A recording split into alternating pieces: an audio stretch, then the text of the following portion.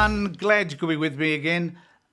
Today, on this particular session anyway, I'm going to talk about Cory Berrnadi and Chris Kenny have a go at each other. Now, I have been very critical in the past about Sky News and their inability to be able to have an open and honest debate about any subject for that matter. But here we have Chris Kenny, who is a great advocate for the Yes campaign, and we have Cory Berrnadi, who is an advocate against everything, but in this particular case, the No campaign. So they are discussing how the Constitution is going to be dramatically changed, according to Cory Berrnadi. Everything's going to change. The sky's going to fall in. The world is going to be a completely different place simply because we recognise the longest continuing culture in the world in this country. And but he decides to have this discussion with Chris Kenny. Now, I'll play most of this discussion, I think, without interruption because there's some really interesting things that he says. And I think that Chris Kenny's explanation of this, when he combats Cory, is probably one of the best explanations that I've seen. And it says all that we need to know about combating the negativeness and the racial connotations that sit within the arguments that someone like Cory Berrnadi wants to express. So I'll play most of this for you without interruption because it really is worth seeing. Angry with you, Chris. Well, how can you be doing this? I thought, here's a bloke I like and respect whose judgment has so clearly been clouded by smoking ceremonies, he can't actually see what he's advocating for anymore. Never go and at he's him actually to start advocating with. for what My he God. condemns. Well, I wasn't going to give him a touch-up on this show without giving him the right of reply, so I'm delighted to say Chris Kenny is joining me now. Chris, welcome to the show. I'm really pleased you accepted this invitation because you know we have diametrically opposed views here. I've just got to ask you though, how can you reach the conclusion that the voice is only divisive because some people are opposed to it? I mean, it's circular and tortured logic in my view.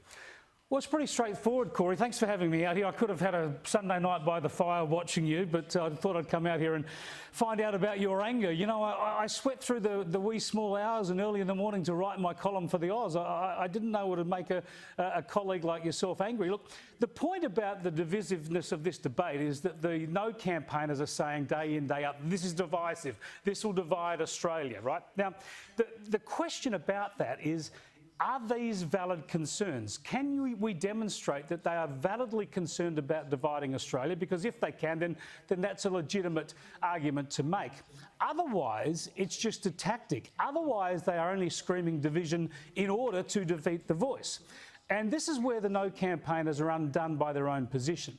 Because the No campaigners, not all of them, you might disagree with this, but the clear authority of the No campaign, that is the National Party and the Liberal Party, their position is this, Cory, and you know this. They say they support an Indigenous representative body, a voice, legislated under current constitutional provisions. In other words, legislated under the current race power.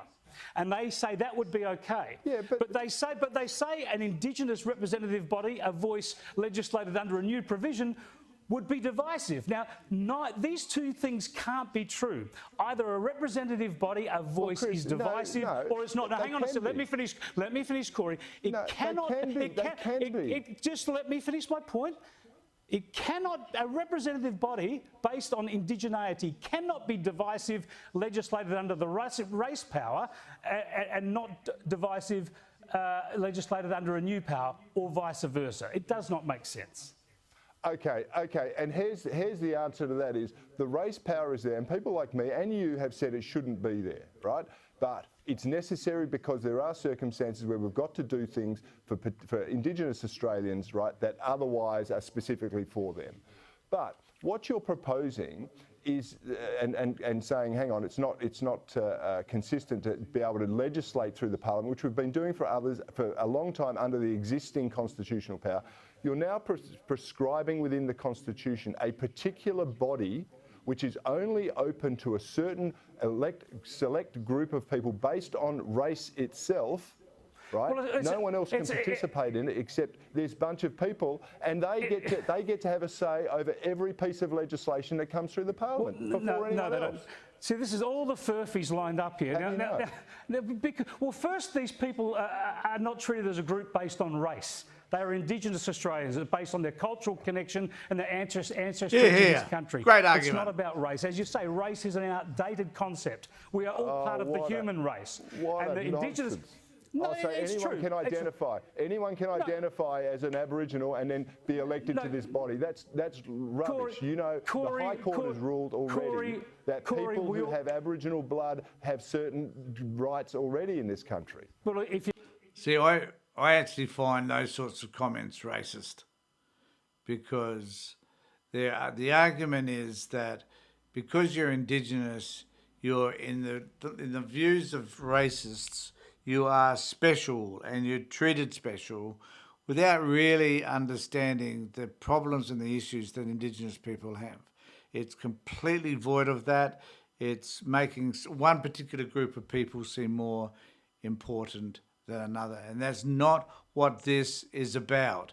We need to stress that, I think. That is not what The Voice is about. Let me finish, I'll get to that. If you'd let me finish, mate, we'll get to that. Now, you want to characterise it as race. Most of us don't. Most of us see Indigenous Australians as Indigenous, and all people in this country and elsewhere have various ethnic and cultural backgrounds. To label it as race is really outdated, and I wish the race power wasn't there. But we do need a power in the federal government to have power for Indigenous affairs, and that's why we have Indigenous Affairs Ministers, Indigenous Affairs departments. That's what we did in the 1967 referendum, was stop excluding Indigenous people from that race power. We gave Canberra the power to make laws for Indigenous people. So we're always going to be able to do that for Indigenous people. We need to. They have certain rights under Mabo and cultural heritage provisions as well. But it comes back to this simple point, Cory. You cannot say that a voice legislated under the existing powers is not divisive, but a voice legislated under a new power would be. That is completely contradictory. And if the No case really said what they believed, if they really think a representative voice is divisive, then they would not say that they would legislate one. They would not put up with legislating one, because on their own determination, it is divisive. What we have already, Chris, though, is a history of legislative bodies being able to offer all sorts of advice to government, right? And I tell you what, I am so tired of hearing this argument, the ATSIC argument. There's so many organisations out there doing some wonderful things for Indigenous people. Well, you know, if that was the case, the Closing the Gap report would indicate that. Clearly it doesn't. Clearly something needs to be done to change all of this. And this is the best way of doing it, I think.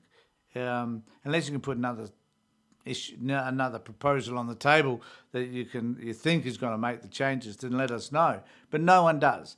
They just offer continual criticism of The Voice. And some of those are racial bodies, as I would say them. Like we had ATSIC, which was a disaster, but we've got thousands of other Indigenous outfits. It was an Indigenous body. All can wasn't a racist make body. A contribution to government.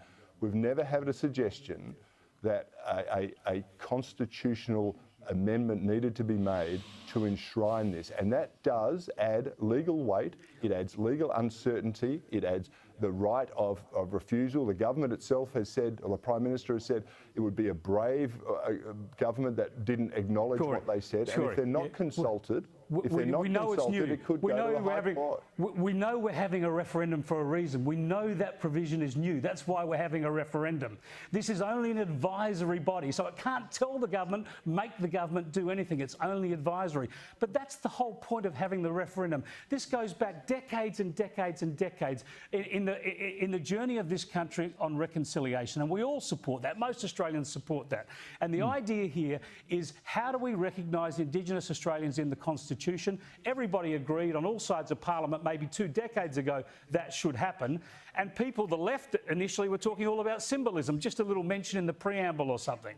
This is actually a conservative idea, saying, well, no, actually, if we're going to recognise Indigenous Australians in the Constitution, let's do something practical with it. And there were claims to have all sorts of powers and a racial non-discrimination clause and all these sorts of things that could have really created some unintended legal consequences, some constitutional consequences. And this compromise of the voice is really to avoid that trouble. It's saying, actually, why don't we recognise Indigenous people in the Constitution and just say that from now on, when the federal government is making laws and policies about Indigenous people, it should listen to them. Not actually do what they say, not actually give any power to them, just listen to Indigenous Australians, let them have a say, a voice, an opinion. And it's really hard to understand why people don't understand that simple concept. What interferes, what distracts people from understanding that this is just about them being able to, Indigenous people being able to respond to issues that concern them? Why is that so hard? I do not know. On what the federal government's doing for them. I don't call that a special right or a special privilege. I don't call that division. I call that a fair go. I call that a fair go trying to bring this country together and close the gap. Okay, there is not one law that doesn't have an impact on Indigenous Australians in this country in one way, shape or form. So we're going to consult them on everything, and no one's consulting me or you. Consult's wrong. New laws coming forward before the Parliament gets to vote on it. This is nonsense. This is the scare campaign. The government's not going to consult the voice on everything. It's true. The voice will make representations on issues that affect Indigenous people. How do you know that? Well, firstly, the legal You're making it up as you go, Chris. No, you're making it up as you go because you cannot hang on a second. Hang on a second. You cannot rule in and rule out. Go, fight each other, boys. Let's go for it. Hang on a second. They're going to be consulted on. Cory, thanks for having me on. It's nice to be able to hit back at some of this stuff, but I get to say something, then you can respond, because you've asked me about this. You used the word consult. The word consult is not in the Constitution, is not in the wording of this Constitution. It's make representations, right? So the voice can just say things to government. That's all it can do. There's no obligation on government to come and consult the voice. Now, the voice also is supposed to be making representations on issues that affect Indigenous people. Now, sure, the scare campaign says, oh, they'll tell the Reserve Bank what to do or some other, the police what to do. It's a nonsense. If the voice did that, they would make themselves irrelevant because no one would listen to them on our foreign policy, on interest rates. It's an advisory role only. I'm out of time. Well, we'll do it again, Cory. I'd love to do a whole show on this, but thank God they ran out of time because Cory Berrnadi was being wiped with Chris Kenny. And congratulations, Chris. Well done. You've done a fantastic job of explaining the voice to the many ignorant people that watch Sky News. So hopefully they will walk away with a different viewpoint. However, those people that watch Sky News who are already entrenched in their sense of racism will probably not shift, though, as a result. But, Chris, I do admire you for making the stand against someone like Cory, who clearly expresses some form of racism because he refuses to admit that this is about a body that simply advises, that comes to the government and says these are the things that are concerning us, and these are the ways by which we suggest that you fix them for our community. That is not too hard. It is simple. Who's making this complicated? The dudes on the no side, the people like Cory Berrnadi. So, what do you think? Make a comment below, subscribe to my channel, and let me know what you think. Now, take care of yourself, everybody. Look after yourselves, and more importantly, be safe.